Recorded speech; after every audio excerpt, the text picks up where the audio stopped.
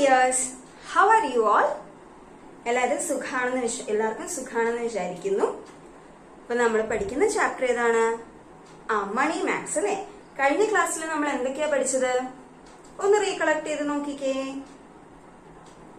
നമ്മള് ബാങ്ക് എന്താണെന്ന് പഠിച്ചു, സിമ്പിൾ ഇൻട്രസ്റ്റ് പഠിച്ചു, പ്രിൻസിപ്പൽ എമൗണ്ട് എന്താണെന്ന് പഠിച്ചു, എല്ലാത്തിന്റെയും ഡെഫിനിഷൻസ് അടക്കം പഠിച്ചു അല്ലെ.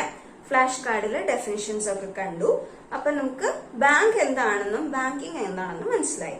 ആരെങ്കിലും ബാങ്കിലൊക്കെ പോയി നോക്കിയോ? പേയിങ് സ്ലിപ്പും വിഡ്രോവൽ ഫോം ഒക്കെ എന്താണെന്ന് മനസ്സിലാക്കിയായിരിക്കും അല്ലെ. ഇല്ലെങ്കിൽ അച്ഛനമ്മമാരോട് ചോദിച്ചിട്ടുണ്ടാവും എന്താണ് ആ സാധനങ്ങൾ എന്നെല്ലാം. അപ്പൊ മനസ്സിലാക്കിയല്ലോ. അത് നിങ്ങളുടെ അറിവിലേക്ക് വേണ്ടിയിട്ടാണ് ടീച്ചർ ചെയ്യാൻ പറഞ്ഞത്. ഇനി സിമ്പിൾ ഇൻട്രസ്റ്റ് അല്ലാതെ വേറൊരു ഇൻട്രസ്റ്റ് കൂടി ഉണ്ടെന്ന് ടീച്ചർ പറഞ്ഞത് ഓർമ്മയുണ്ടോ? എന്താണത്? Yes, compound interest. So today we are going to deal with the section compound interest. We are going to deal with that by doing some examples on the same. Okay, ready അല്ലേ?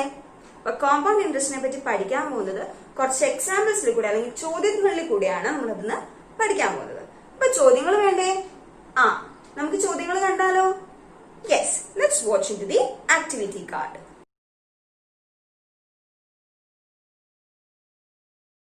ചോദ്യം കണ്ടോ? എന്താണ്? 1000 rupees deposit ചെയ്തിട്ടുണ്ട് അല്ലെ. ഒരു ബാങ്കില് 1000 rupees deposit ചെയ്തിട്ടുണ്ട്. എത്ര വർഷത്തേക്കാണ്? 2 yearsലേക്കാണ്. എത്രയാ റേറ്റ് ഓഫ് ഇൻട്രസ്റ്റ്? 10% ആണ് റേറ്റ് ഓഫ് ഇൻട്രസ്റ്റ്.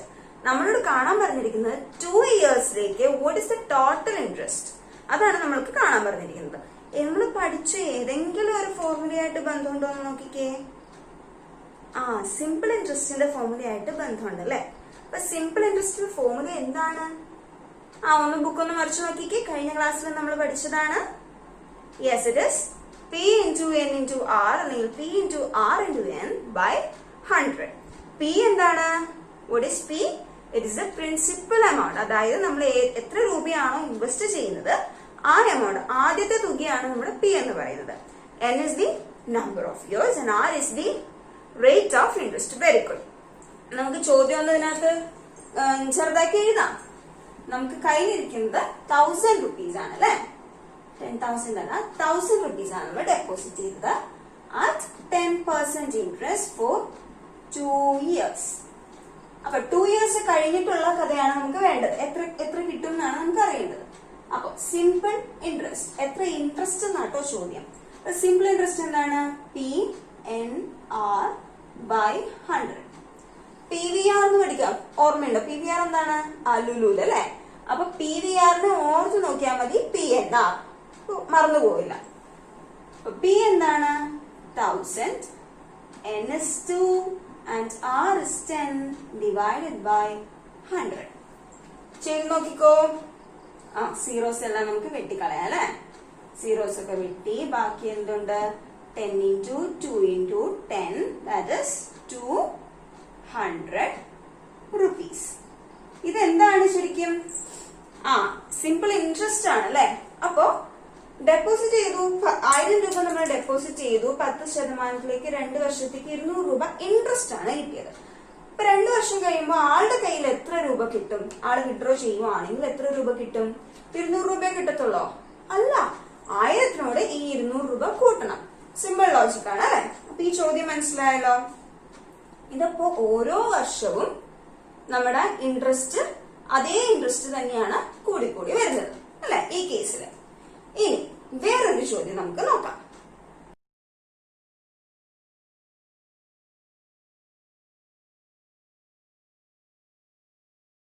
ണ്ടല്ലോ അനുവും മനുവും. Anu and Manu deposited how much rupees? Yes, 15,000 rupees in a bank giving 10% interest annually. സാധാരണ ഇൻട്രസ്റ്റ് 15,000 rupees. 15,000 rupees രണ്ടാളും ഇട്ടു. 10% ഇൻട്രസ്റ്റ് ആനുവലി കിട്ടുന്ന സ്ഥലത്ത് ആരൊക്കെയാണ് ഇട്ടത്? അനു ആൻഡ് മനു. ഓക്കെ, അനു എന്ത് ചെയ്തു? 1 year കഴിഞ്ഞപ്പോ she withdrew the entire amount including the interest. 1 വർഷം കഴിഞ്ഞപ്പോ അനു വിഡ്രൂ ചെയ്തു. after 1 year. And then what did she do? She redeposited the same amount. Redeposited the amount she got after 1 year in the same bank. അതായത് അനു ഒന്നും ചെയ്തില്ല, കൂടുതലായിട്ടൊന്നും ചെയ്തില്ല. ഒരു വർഷം കഴിഞ്ഞപ്പോ കുറച്ച് ഇൻട്രസ്റ്റ് വരുമല്ലോ, നമ്മൾ ബാങ്കിൽ ഡെപ്പോസിറ്റ് ചെയ്ത് കഴിഞ്ഞാൽ കുറച്ച് ഇൻട്രസ്റ്റ് വരും. ആ ഇൻട്രസ്റ്റ് കിട്ടിയ ഇൻട്രസ്റ്റും നമ്മുടെ മുതലും പലിശയും എല്ലാം ചേർത്ത് അനു ഒരു വർഷം കഴിഞ്ഞപ്പോൾ വിഡ്രൂ ചെയ്തു, തിരിച്ചെടുത്തു.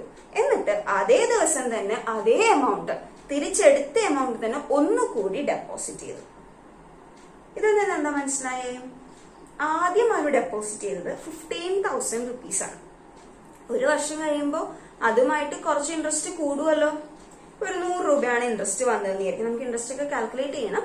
ഫോർ എക്സാമ്പിൾ ഒരു 100 രൂപ ഇൻട്രസ്റ്റ് വന്നെങ്കിൽ 15,000 കൂടെ ഒരു 100 കൂടി കൂട്ടിയിട്ടാണ് after 1 year she will get, അല്ലേ?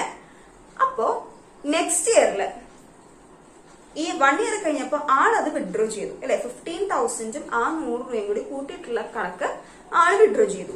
എന്നിട്ട് എത്ര ഡെപ്പോസിറ്റ് ചെയ്തു? 15,000 പ്ലസ് 100 ആ എമൗണ്ട് ആണ് ഡെപ്പോസിറ്റ് ചെയ്തത്. അപ്പൊ അവിടെ പ്രിൻസിപ്പൽ എമൗണ്ട് എന്തായി? പലിശയും കൂടി ചേർത്തിട്ടുള്ള എമൗണ്ട് ആയി അവിടുത്തെ പ്രിൻസിപ്പൽ എമൗണ്ട്. നമുക്ക് ചെയ്തൊന്ന് നോക്കാം, അല്ലെ? ചോദ്യം എന്താണ്? റീഡെപ്പോസിറ്റ് ചെയ്തു. ഇനി റീഡെപ്പോസിറ്റ് ചെയ്ത് കഴിഞ്ഞിട്ടുള്ള വർഷം ഇവർ രണ്ടാളും മണി വിഡ്രൂ ചെയ്തു, അല്ലെ? അപ്പോ ആർക്കൊക്കെയോ കൂടുതൽ കിട്ടിയിട്ടുണ്ട്. സംഭവം എന്താണെന്ന് നമുക്കറിയില്ല, പക്ഷെ ആർക്കൊക്കെയോ കൂടുതൽ കിട്ടിയിട്ടുണ്ട്. എത്ര കൂടുതൽ കിട്ടി, ആർക്കാണ് കൂടുതൽ കിട്ടിയത്, ഇതാണ് നമുക്ക് നോക്കേണ്ടത്. അനു ഒരു ട്രിക്കേ പ്രയോഗിച്ചിട്ടുള്ളൂ. എടുത്തു, ഒരു വർഷം കഴിഞ്ഞ് ആ ഉള്ള എമൗണ്ട് എടുത്തു, അത് അന്ന് തന്നെ തിരിച്ചിടുകയും ചെയ്തു. ഇതാണ് അനു ചെയ്ത പ്രോസസ്സ്. ഇനി നമുക്ക് നോക്കാം. അപ്പൊ അനുവിന്റെ കാര്യം നമുക്ക് എടുക്കാം, അല്ലെ? അനുവിനും ഫസ്റ്റ് ഇയർ കിട്ടുന്ന പ്രോഫിറ്റ് ഇൻട്രസ്റ്റ് എന്തായിരിക്കും? സിമ്പിൾ ഇൻട്രസ്റ്റ് ആയിരിക്കും, അല്ലെ? ഫസ്റ്റ് ഇയറില് സിമ്പിൾ ഇൻട്രസ്റ്റ് ആയിരിക്കും. PNR by 100 എത്രയാണ്? 15,000 into 10 by 100 into 1, അതായത് ഒരു വർഷത്തേക്കല്ലേ. അപ്പൊ എത്ര രൂപ വരും? നമുക്ക് പൂജ്യമൊക്കെ നമുക്ക് വെട്ടിക്കളയാം. We'll get 1,500 rupees. അപ്പൊ ഇൻട്രസ്റ്റ് ആണ് 1,500 rupees. ഫസ്റ്റ് ഇയർ കഴിഞ്ഞപ്പോൾ ഇൻട്രസ്റ്റ്. അപ്പൊ ഫസ്റ്റ് ഇയർ കഴിഞ്ഞപ്പോൾ ആള് വിഡ്രൂ ചെയ്തല്ലോ. അപ്പൊ എങ്ങനെയാണ്? മുതലും പലിശയും കൂടെയാണ് ആൾക്ക് കിട്ടുക. അപ്പൊ എമൗണ്ട് ഷീ വിഡ്രൂ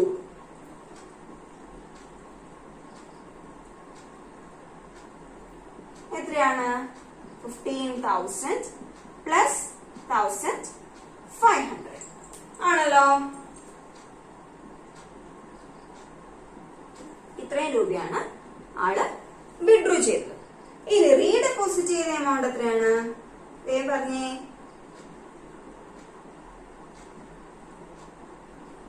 എടുത്ത അതേ എമൗണ്ട് ആണ് ആള് റീഡെപ്പോസിറ്റ് ചെയ്തത്. അപ്പൊ റീഡെപ്പോസിറ്റ് ചെയ്തത് 16,500 rupees ആണ്. ഇനി ആള് റീഡെപ്പോസിറ്റ് ചെയ്ത് കഴിഞ്ഞിട്ട് ആളെന്താ ചെയ്തത്? നെക്സ്റ്റ് ഇയറിലാണ് കാശ് എടുത്തത്. അപ്പൊ ഇനിയുള്ള റീഡെപ്പോസിറ്റ് ചെയ്ത് കഴിഞ്ഞാൽ എടുത്ത കാശായിട്ട് ഇനി ബന്ധമൊന്നുമില്ല, പുതിയൊരു ഡെപ്പോസിഷൻ ആണ് അവിടെ നടന്നത്. അപ്പൊ അവിടുത്തെ പ്രിൻസിപ്പൽ എമൗണ്ട് എന്തായിരിക്കും? Principal amount equal to 16,500 rupees. Number of years എന്താണ്? അടുത്ത കൊല്ലം ആളെടുത്തു. ഇപ്പൊ നമ്പർ ഓഫ് ഇയേഴ്സ് 1 ആണ്. എന്താണ്? റേറ്റ് 10% ആണ്. അതിലൊന്നും മാറ്റില്ല. ഒരേ ബാങ്കിൽ തന്നെയാണ് ഇട്ടത്, അന്ന് തന്നെയാണ് ഇട്ടത്. അപ്പൊ ഒരു വർഷം ഫുൾ ആയിട്ട് ആൾക്ക് കിട്ടുകയും ചെയ്യും. ഇനി ഇതിന്റെ ഇൻട്രസ്റ്റ് കണ്ടുപിടിക്കണ്ടേ? എങ്കിലേ അടുത്ത കൊല്ലം ആൾക്ക് എത്ര രൂപ കിട്ടി നോക്കാൻ പറ്റുള്ളൂ. ഇതിന്റെ ഇൻട്രസ്റ്റ് എങ്ങനെ കണ്ടുപിടിക്കും? SI രണ്ടാമത്തെ വർഷം കേട്ടോ, PNR by 100.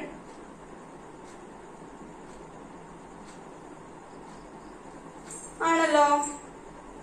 ഇനി 2 വർഷത്തിന് ശേഷം ആള് കാശ് എടുത്തു, അല്ലെ? കാശ് എടുത്തെങ്കിൽ എത്ര രൂപ ആൾക്ക് കിട്ടിക്കാണണം? ആള് ഇട്ട എമൗണ്ട്, അതായത് മുതല് പ്ലസ് പലിശ. അപ്പൊ ഇത് രണ്ടും കൂടി വേണം ആൾക്ക് കിട്ടാൻ. Amount she got after 2 years. 6500 plus 1650, that is rupees. Okay. Now, അപ്പൊ അനുവിന് കിട്ടിയ എമൗണ്ട് 2 വർഷത്തിന് ശേഷം അനുവിന് കിട്ടിയ എമൗണ്ട് നമുക്ക് മനസ്സിലായി. ഇനി മനുവും ഇട്ടല്ലോ. മനു എത്ര ഇട്ടു? 15,000 ഇട്ടു. 10% റേറ്റ് ഓഫ് ഇൻട്രസ്റ്റില് 2 വർഷത്തേക്കാണ് ഇട്ടത്. പിന്നെ മനുവിന്റെ കണക്കാക്കാം. 2 വർഷത്തേക്ക് നമുക്ക് കണക്കാക്കാൻ ഇത്ര ബുദ്ധിമുട്ടൊന്നുമില്ല അല്ലെ. സിമ്പിൾ ഇൻട്രസ്റ്റ് എന്താണ്? PNR/100 equal to 15,000 into n എന്താണ്? 2 ഇയേഴ്സിലേക്കാണ് ആളിട്ടത് അല്ലെ. 100, that is 3,000 rupees. അപ്പൊ ആളുടെ സിമ്പിൾ ഇൻട്രസ്റ്റ് 3,000 rupees ആണ്. ഇനി ആൾക്ക് കിട്ടാൻ പോകുന്ന എമൗണ്ട് എന്തായിരിക്കും? Amount he got. ആളിട്ട എമൗണ്ട് പ്ലസ് ആൾക്ക് കിട്ടിയ ഇൻട്രസ്റ്റ്. അതായത് ഇനി അത് നോക്കിക്കേ. അനുവിന് കിട്ടിയത് 18,150 rupees ആണ്. അതേസമയം മനുവിന് കിട്ടിയതോ വെറും 18,000 rupees ആണ്. തമ്മിലുള്ള വ്യത്യാസം എന്താണ്? ഒരു 150യുടെ കൂടുതലുണ്ട്. അപ്പൊ who got more? Anu got more. How much more? 150 more. അപ്പൊ ആൻസറിൽ എഴുതുക Anu got 150 rupees more than Manu. ഇതാണ് നമ്മുടെ കൺക്ലൂഷൻ എന്ന് പറയുന്നത്. ഓക്കെ. ഇനി ഇത് എന്തുകൊണ്ടാണ് സംഭവിച്ചത്? അനു ഒരു ട്രിക്ക് പ്രയോഗിച്ചത് കൊണ്ടാണ് ഇങ്ങനെയൊക്കെ വരാൻ കാരണം അനു 1 വർഷം കഴിഞ്ഞ് എടുത്ത എമൗണ്ട് തിരിച്ചിട്ടു. അപ്പൊ അനുവിന് വന്ന മാറ്റങ്ങൾ എന്തൊക്കെയാ? അനുവിന്റെ പ്രിൻസിപ്പൽ എമൗണ്ട് ആണ് ചേഞ്ച് ആയത്. പ്രിൻസിപ്പൽ എമൗണ്ട് ചേഞ്ച് ആയി. അപ്പൊ അതിനെ ബേസ് ചെയ്തിട്ടാണ് ഇൻട്രസ്റ്റ് കാൽക്കുലേറ്റ് ചെയ്തത് അല്ലെ. ആ പ്രിൻസിപ്പൽ എമൗണ്ടിനെ ബേസ് ചെയ്തിട്ടാണ് ഇൻട്രസ്റ്റ് കാൽക്കുലേറ്റ് ചെയ്തത്. പക്ഷെ ഇവിടെയോ? ഇവിടെ ആൾക്ക് ഒന്നും ചെയ്യാനില്ല. ആൾ എന്ത് പ്രിൻസിപ്പൽ എമൗണ്ട് ഇട്ടോ അത് വെച്ചിട്ടാണ് 2 വർഷത്തേക്ക് കടന്നു. അപ്പൊ ഏതാണ് ബെനിഫിറ്റ്? ബെനിഫിഷ്യറി ആയിട്ടുള്ളത് ഏതാണ്? നമുക്ക് കൂടുതൽ കാശ് തരുന്നത് 150 രൂപ കുറെ വർഷത്തേക്കാണെങ്കിൽ ഓരോ 2 വർഷം കൂടുമ്പോൾ 300 രൂപ ആവത്തില്ലേ? അപ്പൊ ഏതാണ് ഏറ്റവും നല്ലൊരു മെത്തേഡ്? ആദ്യത്തെ അനു പറഞ്ഞ മെത്തേഡ് അല്ലെ.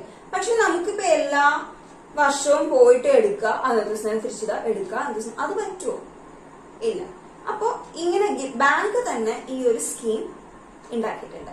അതിനെയാണ് കോമ്പൗണ്ടിങ് ഇൻട്രസ്റ്റ് എന്ന് പറയാം. അതായത് ഇൻട്രസ്റ്റ് ഓൺ ഇൻട്രസ്റ്റ്. ഇവിടെ നോക്കിക്കേ, ഒരു ഇൻട്രസ്റ്റ് കിട്ടി, 1,500 rupees കിട്ടി. പക്ഷെ അടുത്ത വർഷത്തേക്ക് നോക്കിയപ്പോ 1,650 ആയി ഇൻട്രസ്റ്റ്. പക്ഷെ ഇവിടെ ആണെങ്കിലോ 1,500 ആണ് ഇൻട്രസ്റ്റ് എങ്കിൽ നെക്സ്റ്റ് ഇയറും 1,500 തന്നെ കൊടുത്തുള്ളൂ അല്ലെ. ഇവിടെ ഈ 1,500ന്റെ റേറ്റ് വെച്ചിട്ടാണ് അടുത്ത വർഷം ഇൻട്രസ്റ്റ് കാൽക്കുലേറ്റ് ചെയ്യുന്നത്. ഓക്കെ. അപ്പൊ ഇൻട്രസ്റ്റ് ഓൺ ഇൻട്രസ്റ്റ് ആണ് ഇവിടെ സംഭവിക്കുന്നത്. അത് എങ്ങനെയാ സംഭവിക്കുന്നത്? ഓരോ വർഷവും നോക്കിക്കേ, ഒരു വർഷം ആളിട്ടു, അപ്പൊ ഒരു ഇൻട്രസ്റ്റ് കിട്ടി, അതുമായിട്ട് കൂട്ടിച്ചേർത്ത് അടുത്ത വർഷത്തേക്കുള്ള ഒരു എമൗണ്ട് ആയി. ഇനി ബാങ്ക് തന്നെ എന്ത് ചെയ്യും? ഇതിനെ സിമ്പിൾ പ്രിൻസിപ്പൽ എമൗണ്ട് ആക്കിയിട്ട് ബാക്കി കാൽക്കുലേറ്റ് ചെയ്യും. അപ്പൊ ഒരു എമൗണ്ട് കിട്ടും. നെക്സ്റ്റ് ഇയർ ഇതിനെ പ്രിൻസിപ്പൽ എമൗണ്ട് ആക്കിയിട്ട് ബാക്കി കാൽക്കുലേറ്റ് ചെയ്യും. അപ്പൊ ഓരോ വർഷവും principal amount and interest changing അല്ലെ. ഫസ്റ്റ് 1,500 ആയിരുന്നു, പിന്നെ 1,650 ആയി, ഇനി അടുത്ത 1,850 ആവും, അങ്ങനെ പോകും. അപ്പൊ every year the principal amount and interest is changing. And ഇവിടെ എന്താ സംഭവിച്ചത്? അങ്ങനെ നടന്നപ്പോൾ അനു ഗോട്ട് മോർ എമൗണ്ട്. ഈ ഒരു സ്കീമിനെയാണ് നമ്മൾ കോമ്പൗണ്ടിങ് ഇൻട്രസ്റ്റ് എന്ന് പറയുന്നത്. അപ്പൊ വൈ അനു ഗോട്ട് മോർ എന്നുള്ളതിന് ഉത്തരം കിട്ടിയല്ലോ. അപ്പൊ നമുക്കിനി എന്താണ് കോമ്പൗണ്ടിങ് ഇൻട്രസ്റ്റ് എന്നുള്ളത്, അല്ലെങ്കിൽ കോമ്പൗണ്ട് ഇൻട്രസ്റ്റ് എന്താണെന്നുള്ളതും ആ ഒരു പ്രോസസ് എന്താണെന്നുള്ളത് നമുക്കൊരു ഫ്ലാഷ് കാർഡിൽ കൂടി കാണാം. Let's watch into the flash card.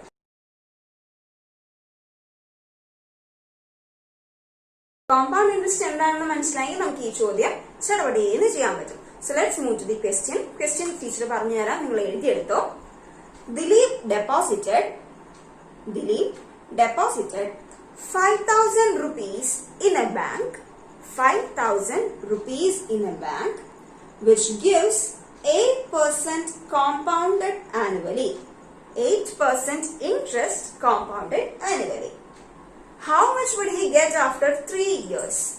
How much would he get after 3 years? Dileep 50,000 rupees ആണ് ഒരു ബാങ്കിൽ ഇട്ടത് at 8% interest that compounded annually. Compounded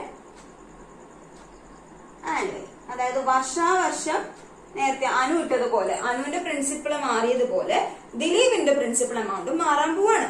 എത്ര വർഷത്തേക്കാണ് ആൾ ഇട്ടത്? 3 ഇയേഴ്സിലേക്കാണ് ആള് എമൗണ്ട് ഇട്ടത്. ഇനി നമുക്ക് എന്താണ് പറയുന്നത്? How much you would get after 3 years. ഇതാണ് നമുക്ക് വേണ്ടത്.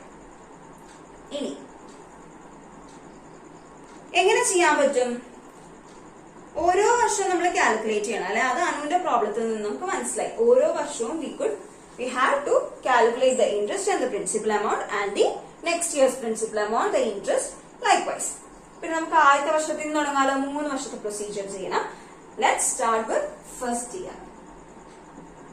First year, what will be the principal amount? P. Principal amount നമ്മൾ P എന്നാണ് ഡിനോട്ട് ചെയ്യുക. P will be 50,000 rupees. ആൾ എത്ര രൂപയാണോ ഇട്ടത് അതാണ് P എന്ന് പറയുന്നത്.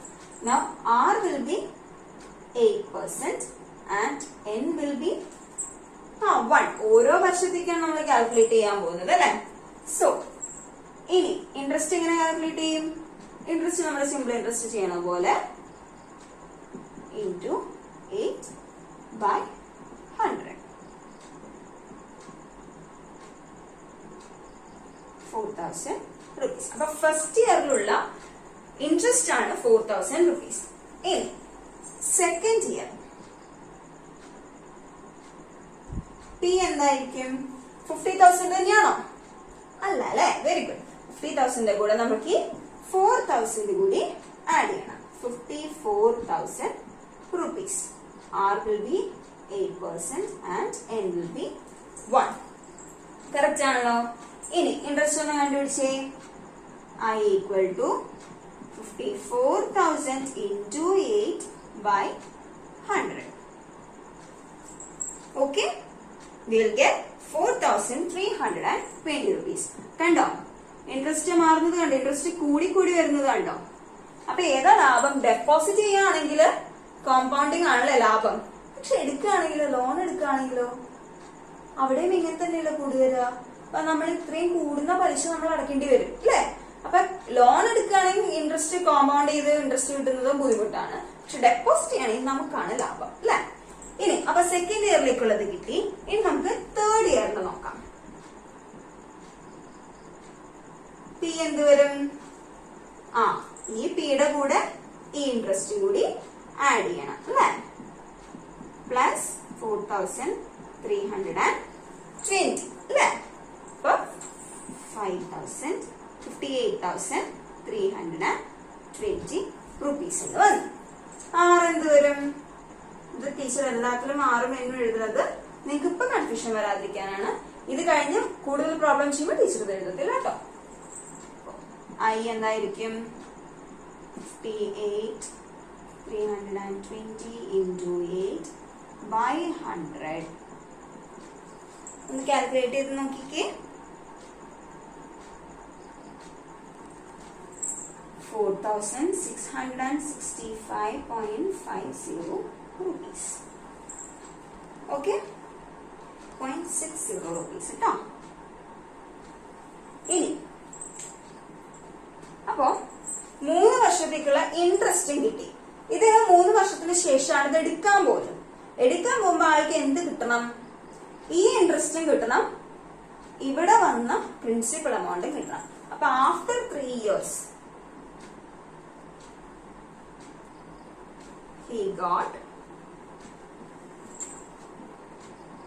58,320 plus 4,665.60.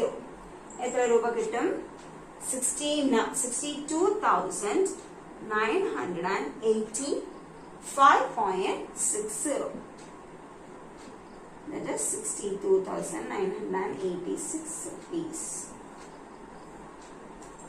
ഇതാണ് ആൾക്ക് നെക്സ്റ്റ് ഇയറിൽ ആൾക്ക് കിട്ടാൻ പോകുന്നത്, അല്ലെങ്കിൽ 3 വർഷത്തിന് ശേഷം ആൾക്ക് കിട്ടാൻ പോകുന്നത് ഇതാണ്. ഇവിടെ നമ്മൾ ഇത് കണ്ടോ 62,985.60 നമ്മൾ റൗണ്ട് ചെയ്തിട്ടാണ് 86 വന്നത്. അതായത് 0.5ന് 50 പൈസ, 0.60 എന്ന് പറഞ്ഞാൽ എന്താ 60 പൈസ അല്ലെ. 50 പൈസയേക്കാൾ കൂടുതലാണെങ്കിൽ 1 രൂപ എക്സ്ട്രാ കൊടുക്കും. അതേസമയം 50 പൈസയേക്കാൾ കുറവാണെങ്കിലോ കാൽക്കുലേറ്റ് ചെയ്യുമ്പോൾ 30 പൈസ ആണെങ്കിൽ ആ 30 പൈസ നമുക്ക് നഷ്ടം. ഓക്കെ, 50 പൈസയേക്കാൾ കൂടുതലാണ്, അപ്പൊ 60 പൈസ ആവുമ്പോൾ നമുക്ക് 40 പൈസ ലാഭം.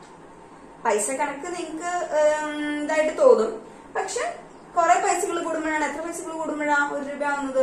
100 പൈസ കൂടുമ്പോ. അപ്പൊ 100 പൈസ ഉണ്ടെങ്കിൽ 1 രൂപ ആവില്ലേ? അപ്പൊ പൈസക്കും വിലയുണ്ട്. അപ്പൊ 50 പൈസയേക്കാൾ കൂടുതലാണെങ്കിൽ നമുക്ക് 1 രൂപയായിട്ട് കിട്ടും. 50 പൈസയേക്കാൾ കുറവാണെങ്കിൽ എത്രയാണോ 0.49 ആണെങ്കിൽ കൂടി ആ 0.49 പൈസ നമുക്ക് നഷ്ടമാവും. ഓക്കെ ആണല്ലോ. അപ്പൊ ഇനി 3 ഇയേഴ്സ് കഴിഞ്ഞപ്പോ ആൾക്ക് കിട്ടിയത് എത്രയാന്ന് പറഞ്ഞു. Actually what is this? ഇയാൾ ഒരു 4 വർഷത്തേക്ക് സാധനം ഇട്ടിരുന്നെങ്കിൽ, കാശ് ഇട്ടിരുന്നെങ്കിൽ what will be this? Yes, this will be the principal amount. അതായത് 4th ഇയറിൽ നമ്മൾ പ്രിൻസിപ്പൽ എങ്ങനെ കണ്ടുപിടിക്കും? ഇവിടെ ഉള്ള പ്രിൻസിപ്പൽ പ്ലസ് ഇൻട്രസ്റ്റ്, അതിൽ നമ്മളിവിടെയും ചെയ്തുള്ളൂ. അപ്പൊ ഓരോ വർഷം കഴിഞ്ഞിട്ടും ആൾക്ക് എത്ര കിട്ടുന്നോ അത് ആക്ച്വലി നെക്സ്റ്റ് ഇയറിലേക്കും കൂടി ഇട്ടാലുള്ള പ്രിൻസിപ്പൽ എമൗണ്ട് ആണ്. അപ്പൊ നിങ്ങൾക്ക് ഇത് മനസ്സിലായല്ലോ.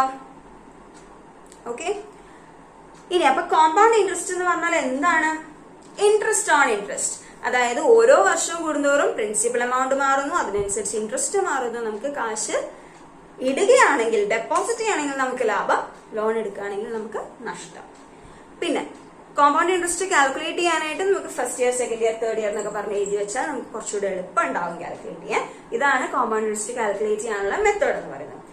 അപ്പോൾ ഇനി നമുക്കൊരു ഹോംവർക്ക് ക്വസ്റ്റ്യൻ ആയാലോ? ഓക്കെ, ഹോംവർക്ക് ക്വസ്റ്റ്യൻ കാണാം. നെക്സ്റ്റ് ഡേ ഇത് എഴുതിക്കൊണ്ടുവരണം കേട്ടോ.